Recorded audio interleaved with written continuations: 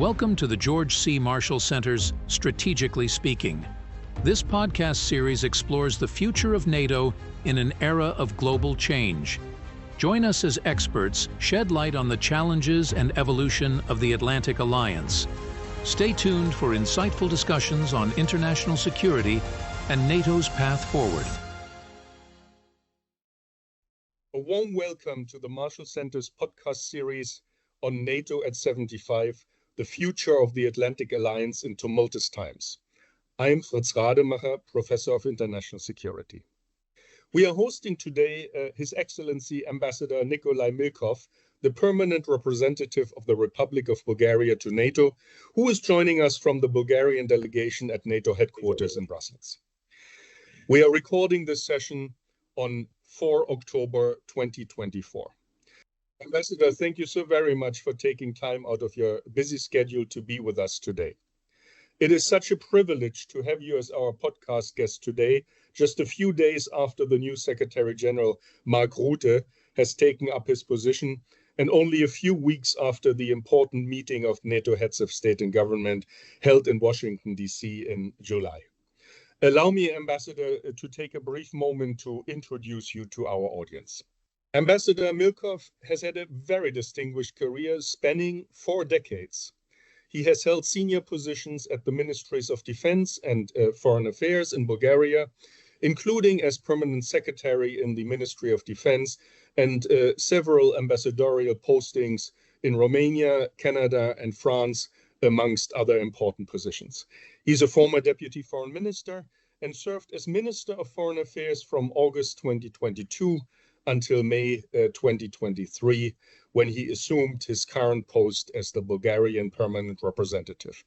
A very rich experience indeed, and perhaps a good preparation for your current position.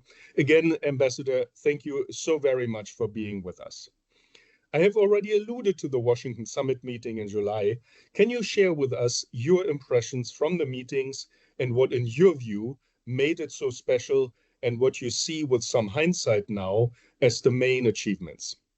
Well, thank you, Professor, once again for inviting me to this interview. I'm really very glad to have the opportunity to contribute to your noble cause at the center. NATO's Washington Summit has unquestionably achieved transparent, tangible, and measurable results through the allies' synchronized policies and joint efforts. As most prominent deliverables for the Bulgarian government could be underlined the deterrence and defense, especially on NATO's eastern flank and the Black Sea security. Also, the unwavering support to Ukraine that remains our highest priority.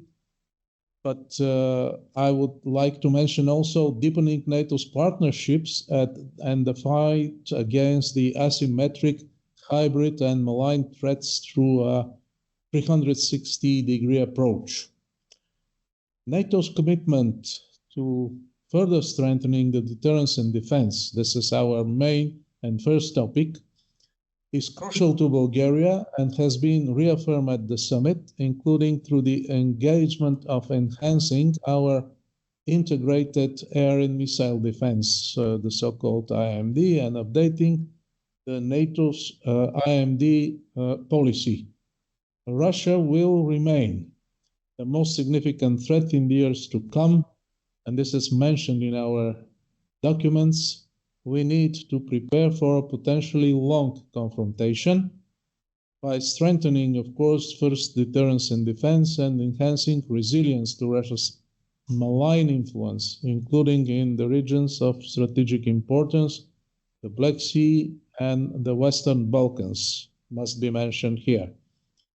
The strategic importance of the Western Balkans and the Black Sea regions for the alliance was underlined in the summit declaration, enhancing the political dialogue and the practical cooperation with the Western Balkan countries is an important part of our fight against malign influence, disinformation, hybrid and cyber threats posed by state and non-state actors.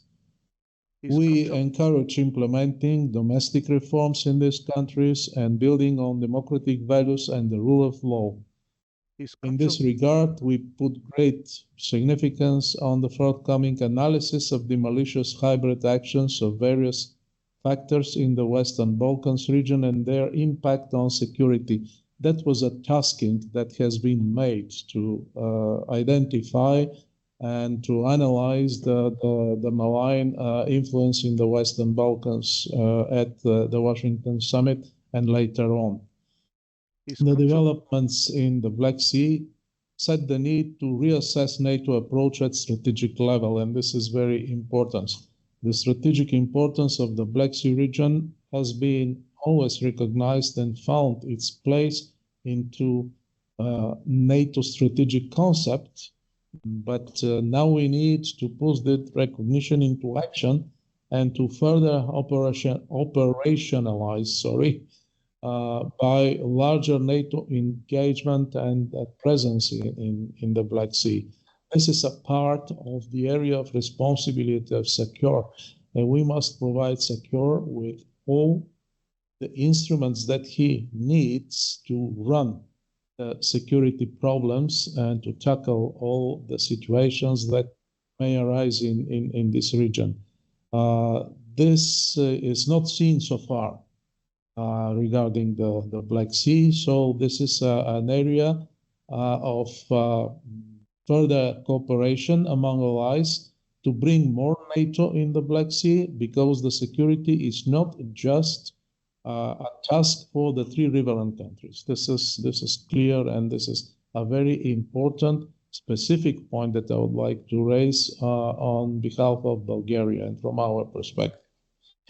We have already in the Black Sea area some achievements. Bulgaria participates in the Black Sea mine countermeasures that have been established, an initiative that has been established by Romania, Bulgaria, and Turkey, and we remain committed to enhancing the defense capabilities, upholding security and stability in the whole Black Sea region, but to that end, we really need more NATO. Regarding Ukraine, Bulgaria is a country that is very steadfast in its support to advancing Ukraine's integration with NATO and on its irreversible path towards full-fledged membership. Bulgaria is currently working on signing a security agreement with Ukraine.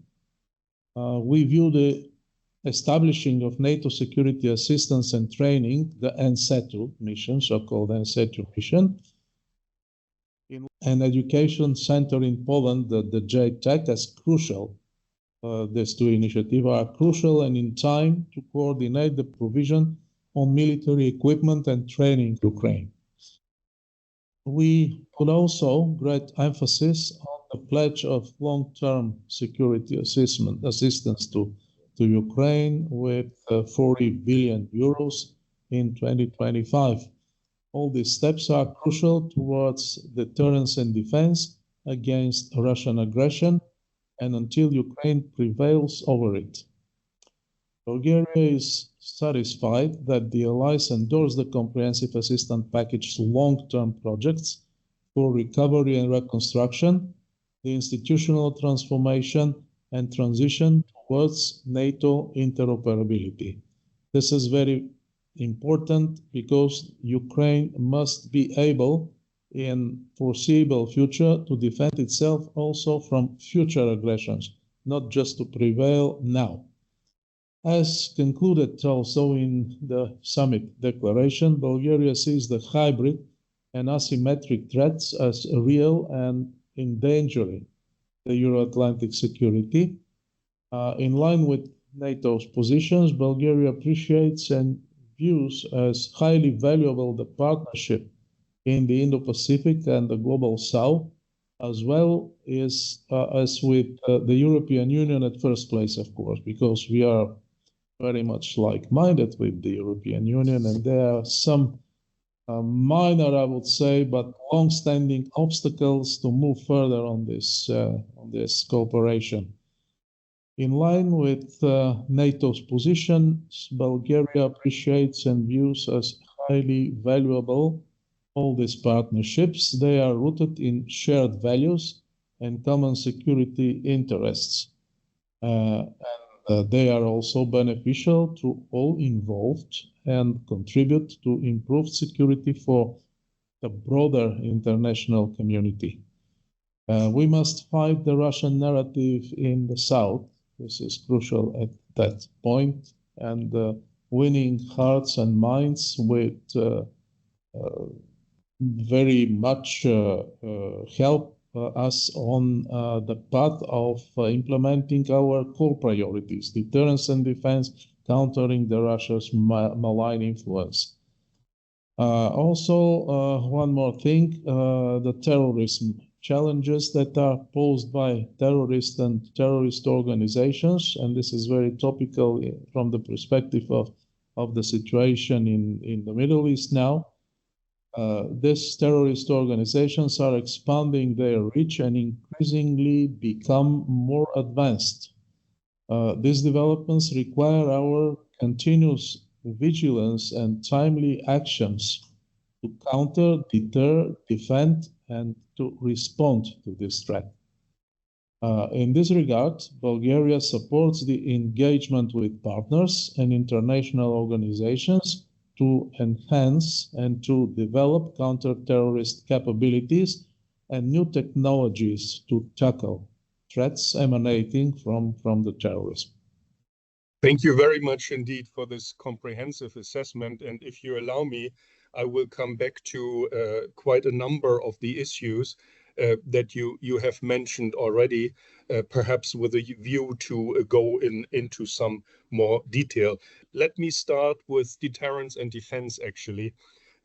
When you look back a decade or so, how do you assess the evolution that NATO went through in terms of deterrence and defense? NATO is a defensive alliance whose members are committed to safeguarding the values of the freedom and the security of each other against all threats.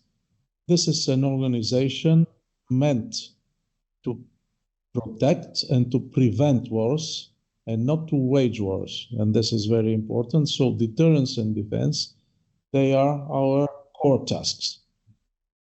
Allies are significantly strengthening the deterrence and defense of the alliance as the backbone to our Article 5 common commitment to defend each other.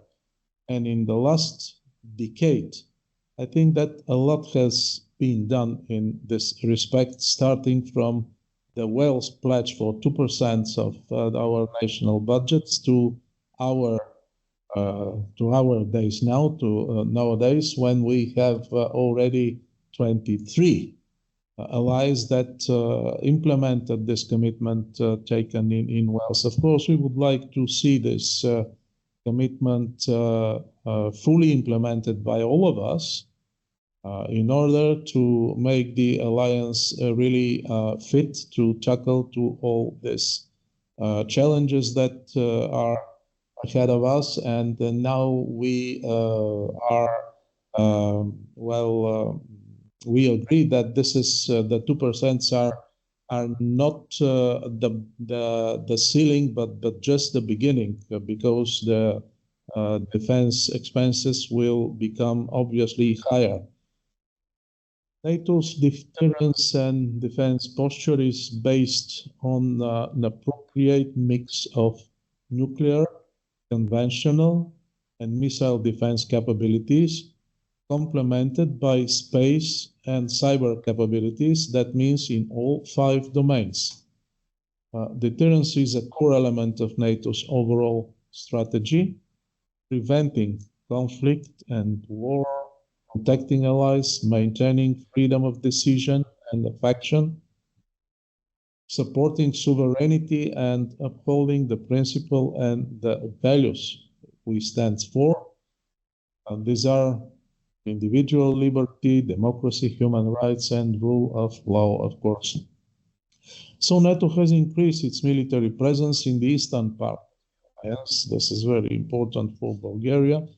This is a direct response of Russia's behavior. This is not an aggressiveness by NATO. NATO allies don't want to wage wars. I mean, I would like to repeat this one more time, because Sweden and Finland gave up with their century-long neutrality, not to wage wars, but to be protected and to prevent wars to happen. So we have now also a readiness action plan launched at the Wales Summit in 2014, and that was a major drive for change in the alliance deterrence and defense posture. This action plan included assurance measures for NATO allies in Central and Eastern Europe to reassure our populations, to deter potential aggression and reinforce our defense. Building on that plan, NATO heads of state and government approved a strengthened deterrence and defense posture at the Warsaw Summit later on in July 2016, yes. It provided the alliance with a broad range of options to be able to respond to any threats from wherever they arise and to protect the alliance territory, population, airspace, and sea lines of communications, including, of course, the critical underwater infrastructure that becomes more and more topical these days. Allied actions continued by establishing an enhanced forward presence. Since 2017, 4 NATO multinational battle groups have been deployed in Estonia, Latvia, Lithuania, and Poland. Additional measures, such as tailored forward presence, that is an evolution, were taken to reinforce security in the southeastern region of our alliance. After the Russian aggression against Ukraine, many things have changed, of course. It posed the gravest threat to Euro-Atlantic security since decades, shattering the peace in Europe and reinforcing the need for NATO to ensure that its deterrence and defense posture remains credible and very efficient. In March, yes, in March, if I'm not wrong, 24th of March 2022, an extraordinary summit, NATO leaders agreed to deploy 4 battalion battle groups more, and this is in Bulgaria, Hungary, Romania, and Slovakia, in addition to the 4th battle groups that have been already present in Estonia, Latvia, Lithuania, and Poland. At the 2022 Madrid summit, NATO set a new baseline for its deterrence and defense posture in line with its 360-degree approach across the land, air, maritime, cyber, and space domains. The domains became 5 instead of 3, as it was previously, according to our documents. So in Madrid also, most important deliverable was that the NATO leaders approved a new strategic concept that describes the security environment that the alliance is facing. And the strategic concept also identifies NATO's core tasks for the years to come. But I must say that the developments are so fast that we see really some need to test the limits of the strategic concept. I would not say to make amendments or to introduce new strategic concept, but we are at the limit of some provisions of this concept now. The strategic concept, of course, all we know, states that Russia is the most significant and direct threat to Allies' security and to the peace and stability in the whole Euro-Atlantic area. Allies also committed at Madrid to deploy additional robust in-place combat-ready forces to NATO's eastern flank to be scaled up from existing battalion-size battle groups to brigade-size units, where and when required, and to ensure these forces will be underpinned by credible, rapidly available reinforcements if it is needed to deal with the prepositioned equipment and enhanced command and control, of course. To that end, we must modernize our infrastructure, especially for Bulgaria. This is a problem, and for the South as a whole, because we don't have the infrastructure that is in the North. We saw that the Netherlands, Germany, and Poland signed an agreement for military mobility, but it is easier for them to proceed. We have to build infrastructure before starting, to fill the warehouses before starting also the pipelines and everything to function. Another very important point that is changing very much after Wales and for the whole decades that we have already behind. This is enhancing resilience in the whole societies, not just in the military field. This is really very much needed for us to be prepared for responding, recovering also from crisis, and to adapt to the full range of threats that may occur and hazards. This became an integral part of NATO's deterrence and defense posture. The resilience is very important. There is a committee operating here at headquarters, the Resilience Committee, that is very important, and we are active participants in this. Exercises and training remain an integral part also of NATO's deterrence and defense posture, since military training is an essential requirement to maintain the alliance's readiness level and improve the interoperability among allies, of course. So this is here I would like one more time to mention the situation in the Black Sea, the limitations that we have regarding the presence of external powers in the maritime domain are to some extent preventing us from to achieve interoperability with allies in the maritime domain, because we are not able to implement all the necessary training and to become really interoperable with the allies.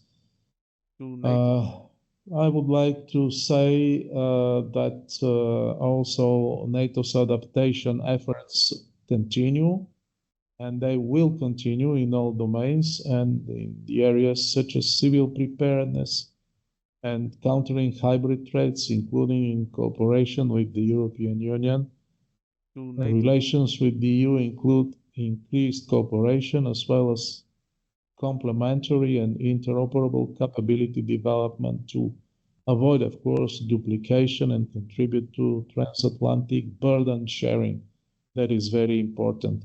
About the hybrid threats and the propaganda, it is important that each and every country will develop its own capabilities and to address the specific threats that are posed by the Russian activities, because each and every country faces different approaches by Russia. For instance, in our countries on the eastern flank, including Bulgaria, it is very common these days to feed the nostalgia to the previous regime. Of course, this approach could not be applied to Canada or to the Netherlands, of course.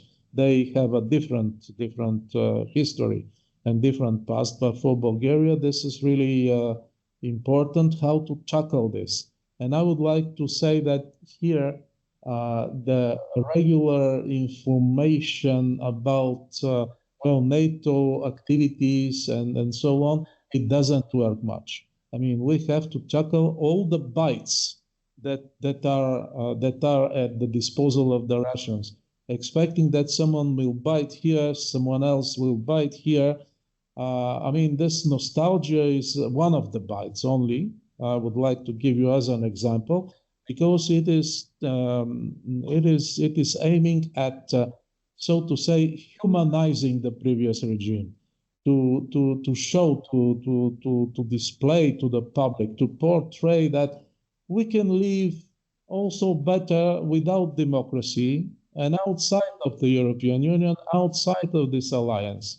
So we could be perfectly fine with some authoritarian regimes as well. So let's leave NATO. But hopefully, I would like to say that the support for NATO increased in Bulgaria for the last year by 3%. It's not spectacular, but this is a steady trend. From this point of view, it's important to be aware of that. Still, we see a major threat because the people that are contesting the role, the positive role of NATO, remain at high levels. But hopefully these that are in favor of the NATO membership are about 3 times more than the others. Our domestic audiences in all our allied countries. Absolutely. No, thank you very much for this. Let me now turn to an issue that is obviously also related to everything we have discussed now. And let me ask you how you see the way ahead for NATO following the Washington summit, including in terms of the transatlantic relationship. Okay, I would like just to mention the issue that you referred to. I mean, our domestic audiences. Our domestic audiences, because it is really very important. I mean, all we see the unity of NATO as our main asset, and it depends on the domestic support to NATO, of course. Because if there is not a domestic support, of course, we cannot be united in dealing with the threats. But to your question, the transatlantic relationship is crucial to NATO, and it has ever been. After 75 years of existence and cooperation of this most successful alliance in the human history, as we always say, this year NATO symbolically returned to Washington, where its founding document, the Washington Treaty, was signed initially by 12 founding members, and now they are 32. The increasing by number of our allies is a proof that NATO is doing something fine. I mean, this is an alliance that is attractive for the countries to join, and this is very strong argument in favor of NATO. And this is due a very large scale to our transatlantic bond that remains crucial to us. The 75th anniversary has been an ample opportunity to show the allies' consciousness to mutually share burden and responsibility on the both sides of the Atlantic. The strongest example for our conscience of burden and responsibility sharing has been the growing and the adequate understanding towards increasing significantly our national defense expenses, as well also the declaration pledge of long-term security assistance to Ukraine, because they are shared participation into this, and all the allies know what is their share in all of this. So I think that there is a bigger understanding from this perspective in the alliance about the burden sharing. This is one very substantial part of our transatlantic relations. And this issue, I mean, some people are saying that President Trump is very much insisting on that during his term, but it's not really true, because also President Biden, also President Obama, all of them, they insisted that the burden sharing is a core allied value, and it must be respected and supported. As a modest but notable example, Bulgaria has remarkably increased its defense spending in the last years. Now we are at the level of 2.18% of the GDP, and we intend to sustain this trend in order to implement an ambitious defense investment program until 2032.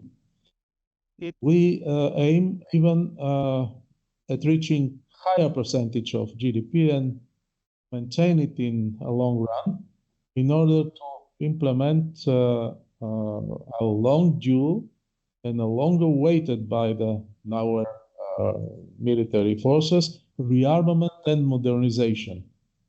This is something that Bulgaria is lagging behind, because for decades it was underestimated. Probably the overall security environment in Europe was not very much pushing us to increase the expenses, but still, I think that it proved to be wrong, and we had to be ready for each and every eventuality. The transatlantic relationship can be also seen in the overall allied support to Ukraine. From military strategic perspective, all of us, we are convinced that we must do more and to help this country to prevail. Russia would continue with its aggression in Europe if this not happens. And this is the reason why supporting Ukraine is also our strategic interest. Therefore, all the allies, including on both sides of the Atlantic, are conscious that providing military aid is in the focus and should remain in the focus of our defense policy. This is a best common investment in our security. We implemented many programs here that are reflecting our collective approach. In these troubled times, and many countries are undergoing election processes and so on, the best idea to keep steady priorities, this is to provide common NATO approaches on that, and not to leave everything to national decisions. And here we are also united on the both sides of the Atlantic. And this financial pledge to Ukraine, the 40 billion euro that has been allocated during the Washington summit, they are also part of this approach, because it is a long-term commitment that will be implemented in any eventuality, whatever happens on the both sides of the Atlantic. So I think also that last but not least, we must remain united in maintaining our resilience on both sides also of the Atlantic, facing different problems. We have common priorities regarding our 360 approach. We are more and more engaged into the Indo-Pacific, knowing that this is not, of course, our area of responsibility. It's not covered the Atlantic Treaty, North Atlantic Treaty, but at the same time, the vigilance must be global. NATO is regional, but the vigilance is global, and the problems could come from everywhere. We see this by this deliveries of North Korean missiles to Russia. So we are acting solidarity with our American friends, expressing their solidarity and supporting them in the Indo-Pacific, and developing also the relationships with our partner from this region. I think that the transatlantic bond is stronger than ever. I mean, for the last decades. I don't know how that was, because this is before my time, during the Cold War, but now I think that we are stronger than we have ever been. If you have asked someone, let's say 15 years ago in Europe, should be Europe powerful global superpower, probably 99% would have said yes. But if you ask them then the question, are you in favor of massive military investment? Probably 99% would have said no. I think that now this second figure is going up. And we are reaching also the levels that are required by our alliance. This is really very important. Indeed, it is, increasingly so. You alluded already to it, but let me now turn to Ukraine and Russia's brutal war of aggression against its neighbor, an issue that is, as you so eloquently put forward, that is very much at the forefront of all the discussions at the moment. It was certainly at Washington, and the subject of important decisions taken on that occasion. Now, the question here I would like to pose is, how do the financial and political mechanisms supporting Ukraine's path to join NATO actually influence the security situation in the Black Sea region? Well, the situation in Ukraine and the security profile of the Black Sea areas are, of course, very much interlinked.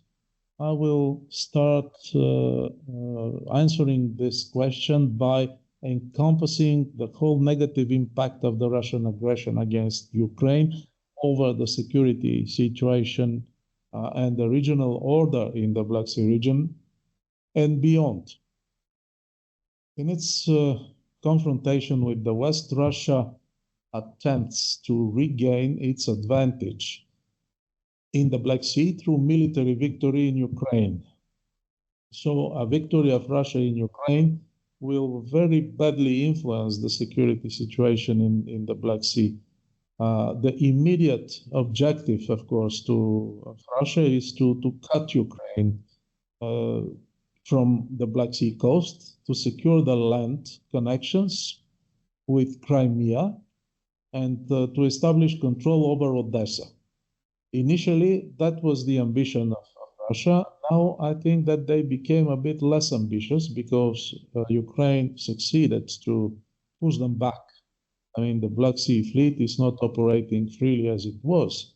In the first year of the crisis in Ukraine, we have seen situations that have been very challenging to us as well, because Russia declared many times, I mean, it was declaring one after another NOTAMs for military exercises that have been held in our exclusive economic zone, which impeded the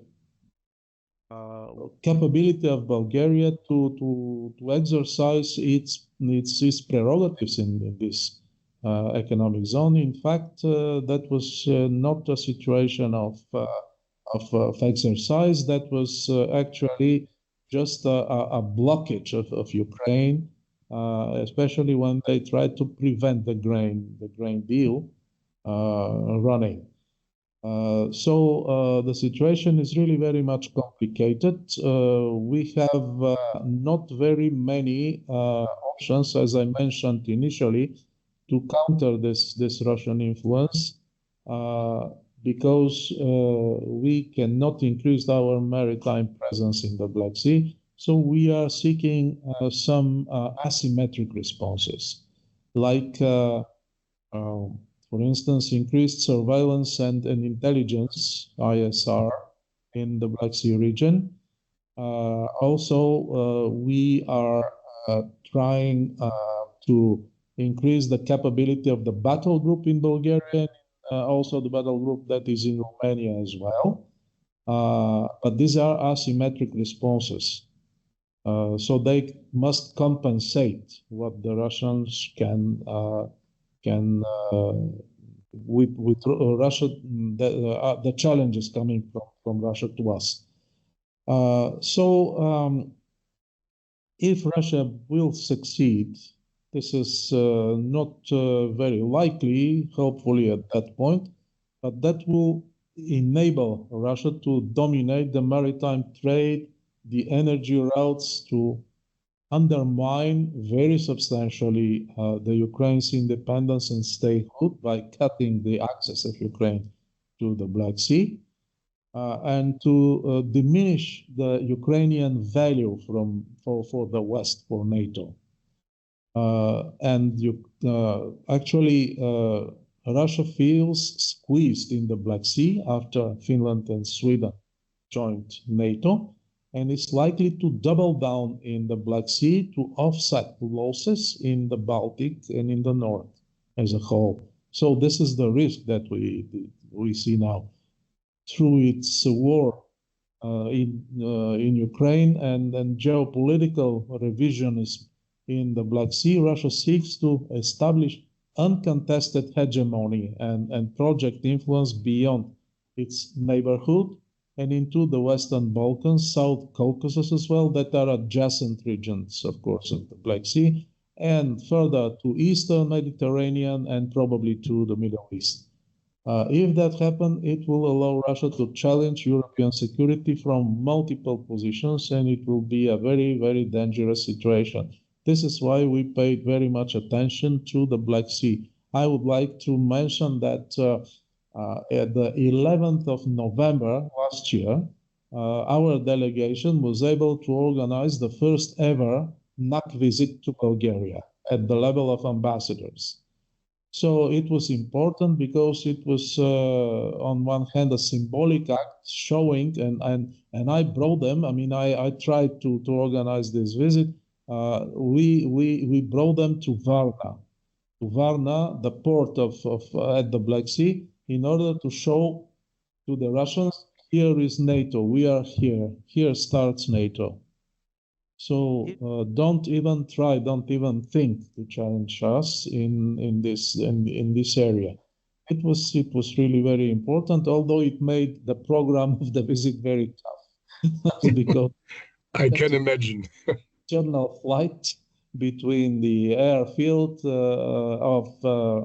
servicing the battle group and Varna. It was an internal flight.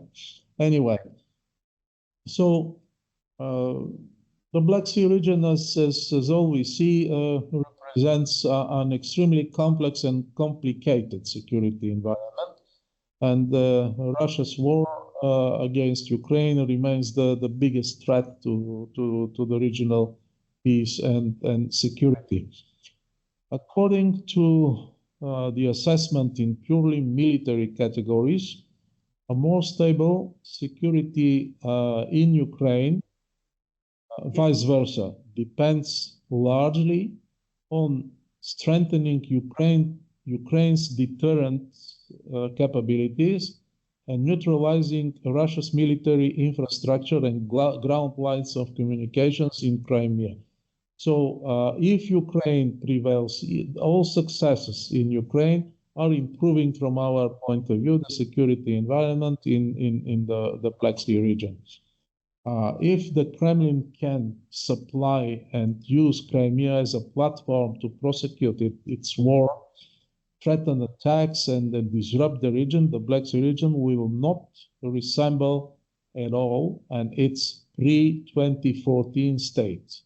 Now the situation is very difficult. It will never be the same as it was 10 years ago. To limit Russia's ability to achieve its objective, the West and particularly NATO should bolster Ukraine's capacity, including military capability to repel the aggression of Russia and to ensure Russia does not win this war. Well, in light of all that has been mentioned and with the understanding that investments in Ukraine are in fact investments are in our security, NATO has started already upon Russia's illegal and illegitimate annexation of Crimea to assist Ukraine in reforming its armed forces and defense institutions. The next step has been achieved in Washington with this, but before that, we provided already training to tens of thousands of Ukrainian troops.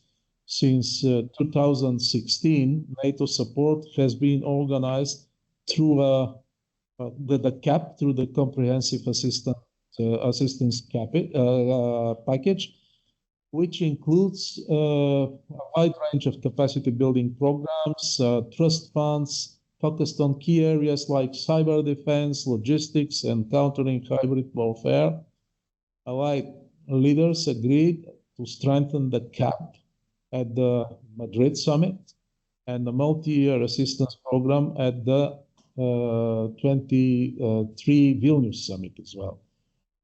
Since Russia's full-scale invasion in February 2022, NATO is helping Ukraine by coordinating all Ukraine's requests for assistance and supporting allies in the delivery of humanitarian and non-lethal aid. Moreover, NATO allies account for 99% of all military aid to Ukraine, which is I mean, Ukraine should not have been able to stand against Russia if NATO aid was not of this magnitude.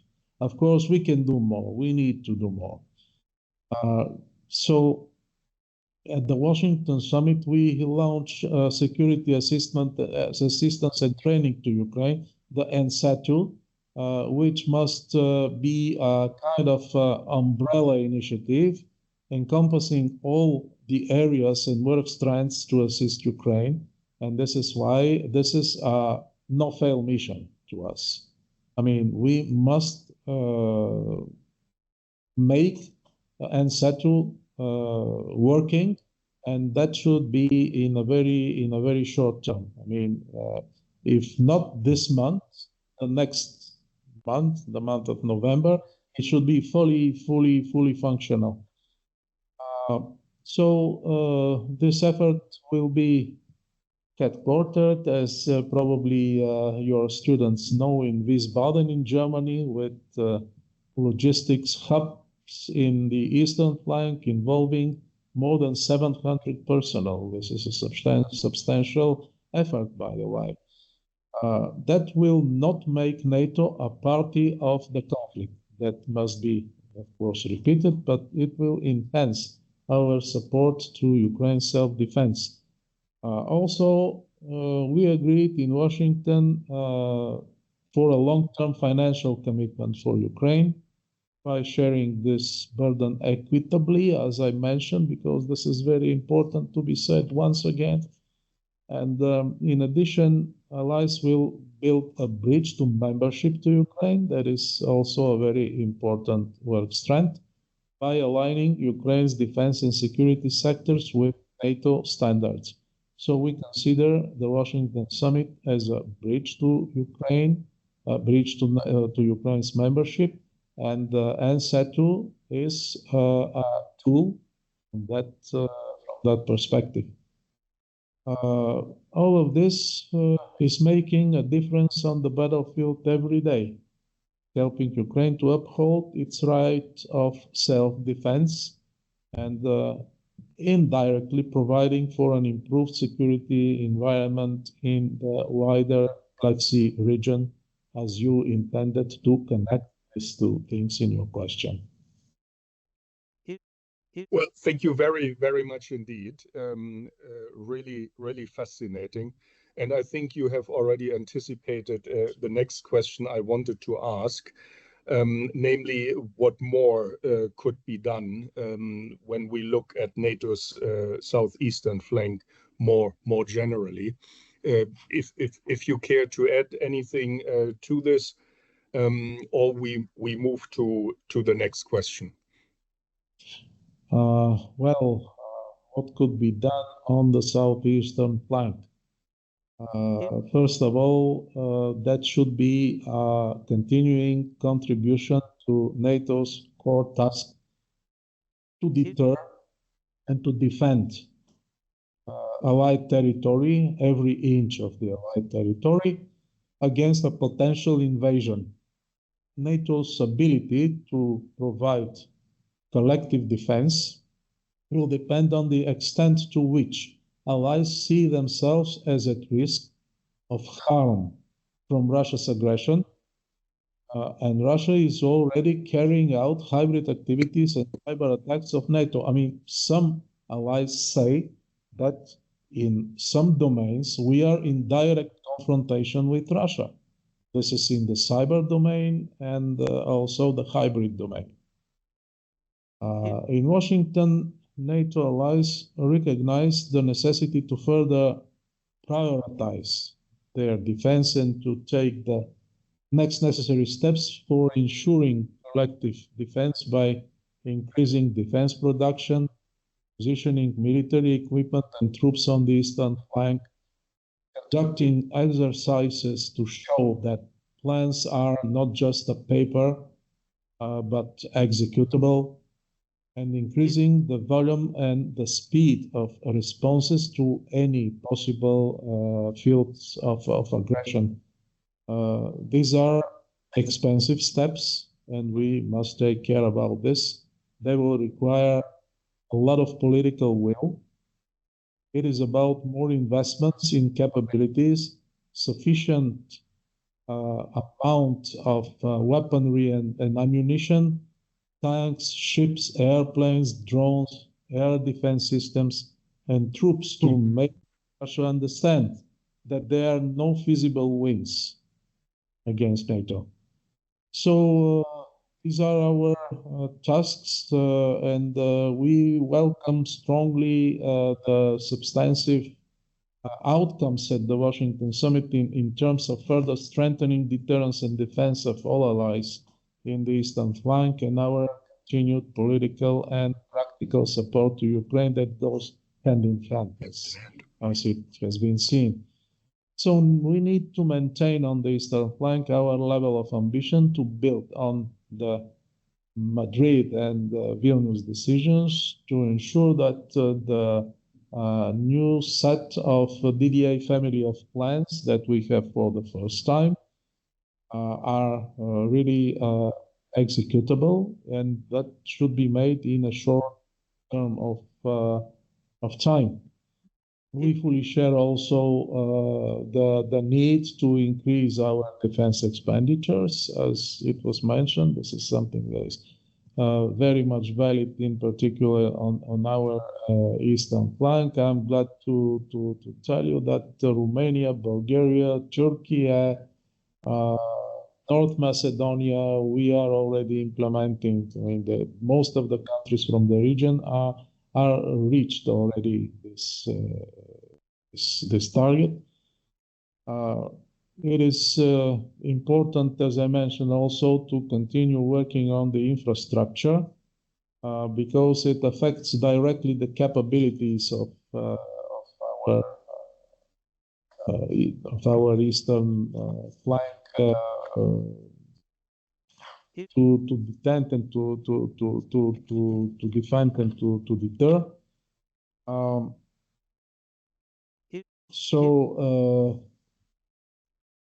From this point of view, I would like also to point out once again that without delay, we must continue to renew NATO's presence in the Black Sea. This is also very important, and this is mostly a political task because we have the opportunities, we have the capacities, but there is a lack of political will and certain differences in our views about how to tackle situation are the obstacles to that. Thank you very much indeed. Let me widen the aperture for a moment, if I may. And you have alluded to it already. The Washington summit also addressed global challenges that affect Euro-Atlantic security and stability, and what that means for our partnerships with like-minded nations across the globe, including and perhaps in particular in the Indo-Pacific. What are, in your view, the opportunities and challenges with respect to a deepened NATO relationship with the Indo-Pacific? Okay, so building upon what has been said about the need of 360 degrees approach and global character of the threats in today's interconnected world, we must be vigilant very much in the Indo-Pacific as well. To guarantee the security in the Euro-Atlantic zone, NATO should assess and address possible risks that can directly impact the security of our region, wherever they come from. And this is where the relations with our partners, very much like-minded countries in the Indo-Pacific and in other regions also around the globe, come into play. That's a priority to us. Especially with the Indo-Pacific partners, allies share common values, and this is a good ground for building the cooperation. It enables us to deepen our cooperation even further. I think that we have not reached the ceiling of what we can do together. Following the summit in Washington and the decisions taken there, we identified some flagship projects with our partners from this region. And these are support to Ukraine because they also are conscious that problems in Ukraine are affecting their region in a way.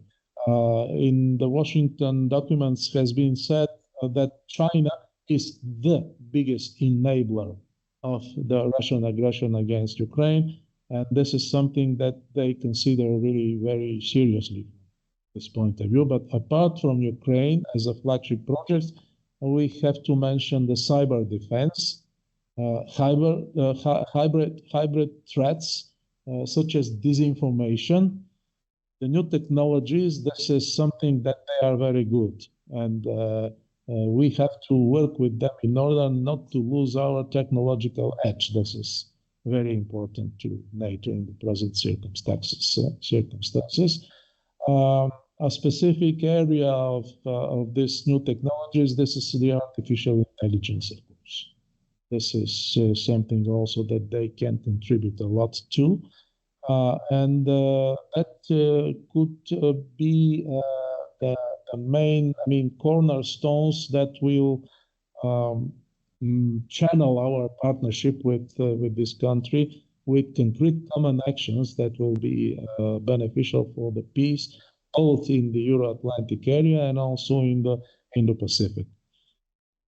For Bulgaria, these decisions were welcome, and this is a big opportunity to deepen the relations with the most technologically advanced partners who have stepped up in their support to Ukraine in their just fight against the Russian aggressor. Regarding the probable risks, I think that it must be underlined first that these partnerships are not directed against a specific country. We don't see China, for instance, as an adversary, not at all. So this is a challenger, but this is also a country we cooperate on. And we must have this in mind. and the countries from the region, from the Indo-Pacific, they also don't see China as an adversary. But we must be vigilant. We must analyze and assess the security environment and some revisionist agendas that they can pursue. So NATO promotes all in all a positive agenda in the region and is open for constructive engagement with China on topics in mutual interest, like, for instance, the climate change and among many others. But this constructive approach is, however, a two-way street, and we are hoping that a routine dialogue can be established, which in turn we believe can prove beneficial for both sides. But we need also a positive will on China's side. In addition to that, I would like also to stress that the UN Charter and its provisions, because these days the UN General Assembly session took place in New York, and this is a topical issue. The provisions of the UN Charter for sovereignty and territorial integrity of each country remain a cornerstone of international law that needs to be respected. For this matter, we call upon China as a permanent Security Council member to condemn the Russian war of aggression in Ukraine, something that they did not make so far.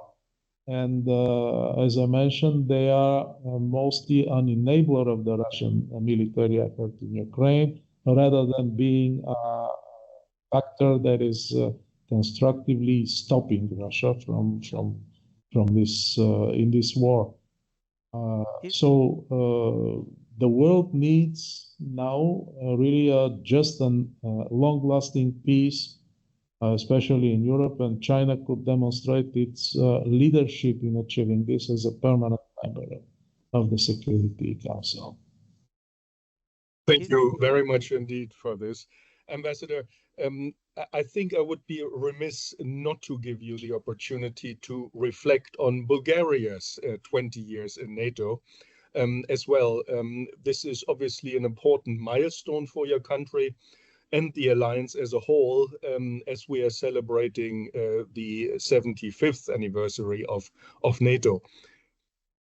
Well, we joined the alliance 20 years ago. It was a completely different security environment then.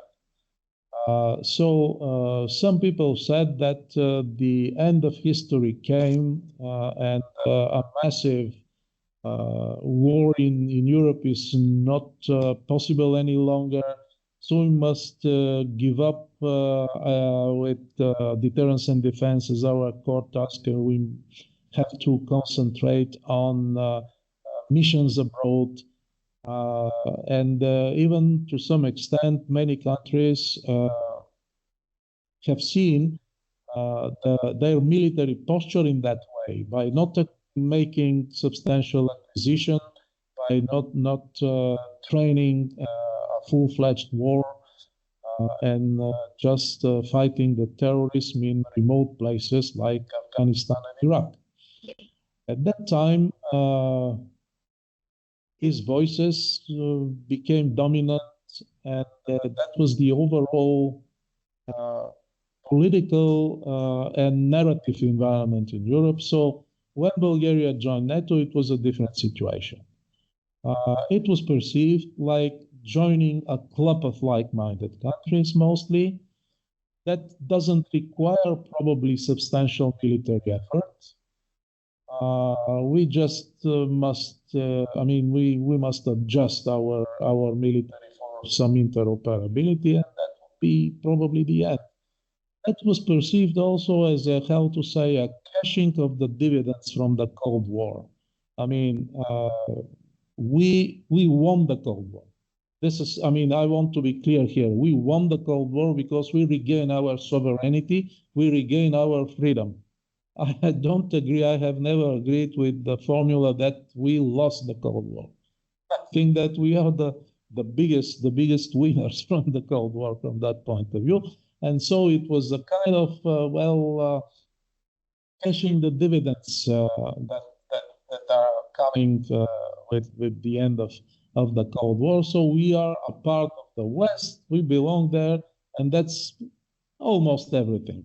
But now the situation changed a little bit. In the second decade of our membership, it became clear that the classical threats for the security in Europe and for Bulgaria also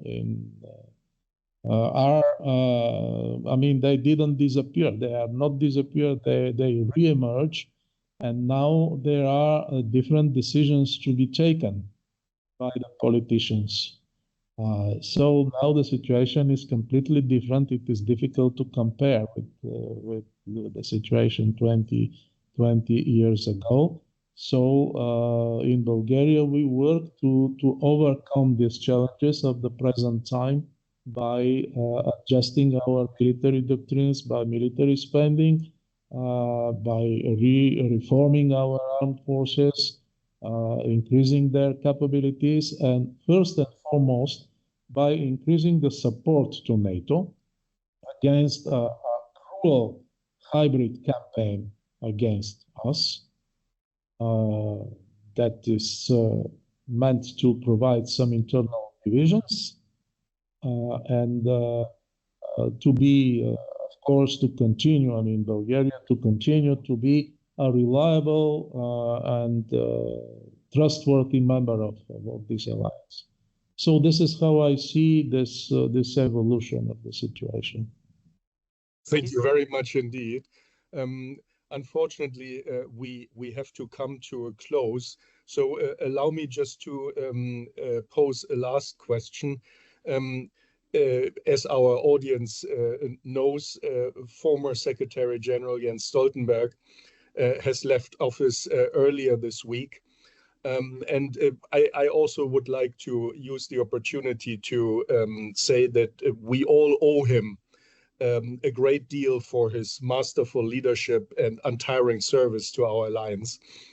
But he was obviously also part of your country's journey over the last 10 years. Now, Mark Rutte has taken over at the helm of the organization, and one of his first visits took him to Kiev, by the way. Very, very interesting. He has taken over at the helm of the organization. Could you perhaps comment on both, including any expectations when it comes to the way ahead? Well, before I answer your questions about Mark Rutte, about our new Secretary General, let me first express the Bulgaria gratitude for the outstanding 10-year-long leadership of Jens Stoltenberg, who led us through turbulent times with great determination and a right set of priorities to enhance our deterrence and defense capabilities, to support Ukraine until they prevail in this war of aggression. I think that the alliance that Stoltenberg saw in 2014 is completely different from the alliance he lives now. And this is, if the alliance is now stronger and fit for purpose, to a large extent, this is a merit of Jens Stoltenberg. And I think that there are big shoes to fill for Mark Rutte. Coming to Mark Rutte, I would like to tell that Bulgaria supported Rutte, of course, in his bid for becoming Secretary General of our alliance, because he is very experienced. He has led his country for 14 years already, which is probably the longest serving prime minister now in Europe, in the democratic countries from Western Europe. And at the same time, he is a bridge builder. he has never imposed his views. I know him mostly from the European Union and not from NATO, but also his participation in NATO at NATO summits proved to be also very active and productive. So this extensive experience, strong transatlantic profile, I think will build upon this legacy in the future and steer the alliance further into strengthening our deterrence and defense posture that is more important, and also to continue the support to Ukraine. Actually, these two priorities has been mentioned by him at the very beginning of his tenure here, the very first day. He added one third priority, also developing the partnerships, because he is very knowledgeable of what these partnerships mean to NATO and how crucial is the South and also the Far East, the Indo-Pacific, for the success of our mission here in Europe. So, lastly, I would like to say that as we celebrate 75 years of NATO and already 20 years in the alliance, we have in Bulgaria a whole generation of diplomats and military that dealt all this time with NATO.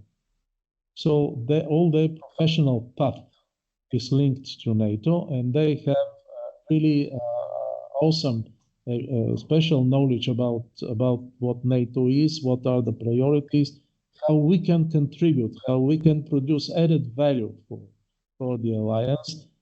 So how to inscribe Bulgaria into NATO and how to bring more NATO to Bulgaria.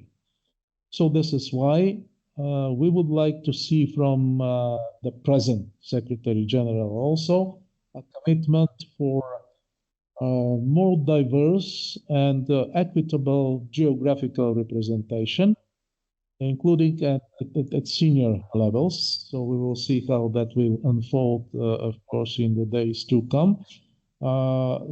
So far, I think that the signals that come from Mark Rutte are very positive. He is very, really careful. He is really very paying much attention on each and every ambassador, on each and every nation, because the ambassador is staying here for his or her nation. And I think that these are really very positive signals that will be developing in the days to come. So I'm very optimistic about Mark Rutte, and I stated during my first interaction in the fact that he can count on the support of this delegation every time and for everything. Thank you very much, Ambassador Milkov. It has been truly fascinating to hear from you today, and we are most grateful to you for sharing your insights and perspectives. And let me thank you, if I may, for the important work you do at NATO and for our alliance. Thank you so very much. And I would also like to thank to all our listeners.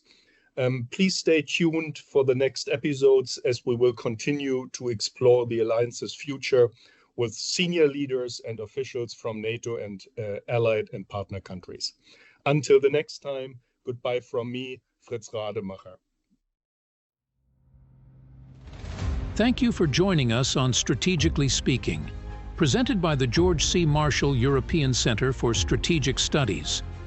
The views expressed in this podcast are those of the speakers and do not necessarily represent the official policy or position of the George C. Marshall Center, the U.S. Department of Defense, or the U.S. government. We hope today's episode provided valuable insights into NATO's role in today's world.